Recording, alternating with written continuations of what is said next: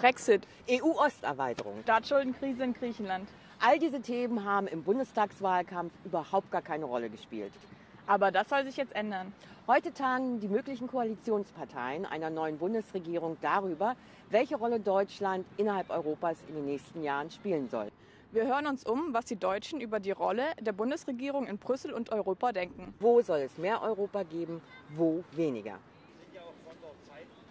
Was denkst du, welche europäischen Themen müssen unbedingt in den Koalitionsverhandlungen angesprochen werden? Naja, letzten Endes sind die ganzen globalen Probleme, die wir haben, ja irgendwo europäische Probleme und die sollten halt auch europäisch behandelt werden. Ich denke, dass sie in Sachen der Flüchtlingsdebatte relativ wenig auslösen können und das finde ich jetzt auch, sollte nicht der Hauptfokus sein der Verhandlungen, sondern eher halt andere Probleme, bei denen man wirklich jetzt auch Pläne braucht, um endlich was zu bewegen und ins Rollen kommen zu lassen. Welche Probleme sind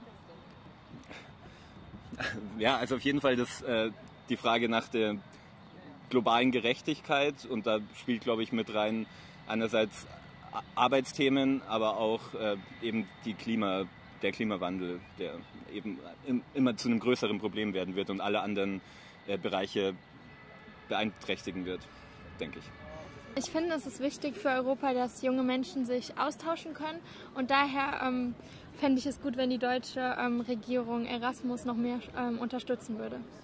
Einerseits bin ich für Reformen, die die Europäische Union insgesamt stärken und auch mächtiger machen. Allerdings gibt es ja durchaus unterschiedliche Auffassungen und da muss man abwägen, wie man zu Lösungen kommt, die für alle vertretbar sind. Für mich ist das dringendste Thema für Europa im Moment die Lösung der Flüchtlingsfrage. Ich würde mir wünschen, dass die Staaten sich zusammenfinden und eine gemeinsame Lösung zur Aufnahme und Verteilung der Flüchtlinge finden, damit wir nicht zu einem Staat werden, an dessen Grenzen im Mittelmeer Tausende von Menschen ertrinken. Wir sollten auch bedenken, dass wir immerhin Friedensnobelpreisträger sind und der Rolle gerecht werden.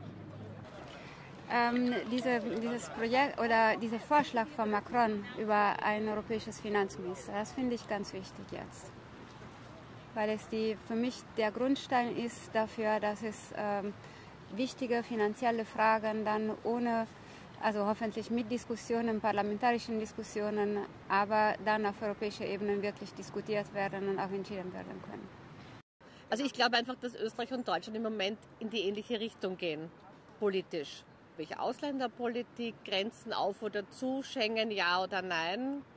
Der Umgang mit Flüchtlingen, glaube ich, ist ähnlich im Moment von der Richtung her.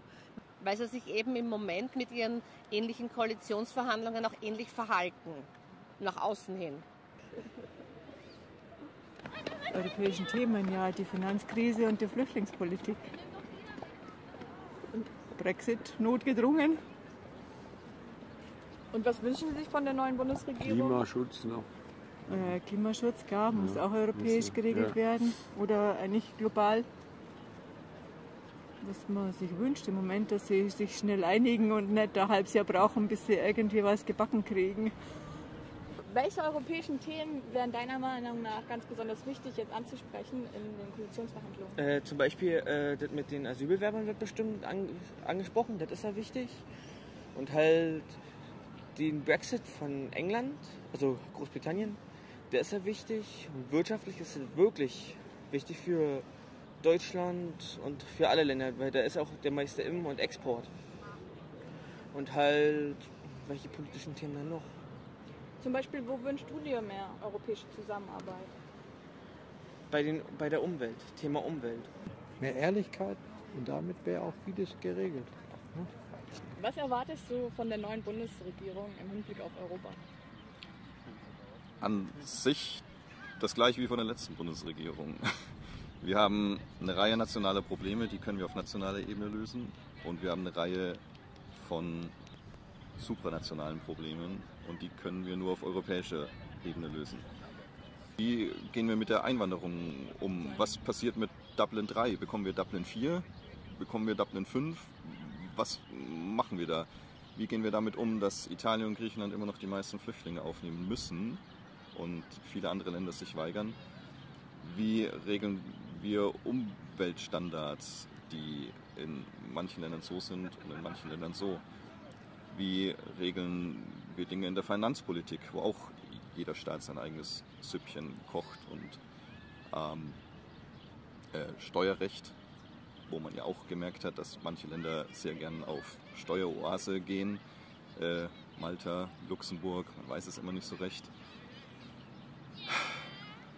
Erscheint mir gerade das Dringendste.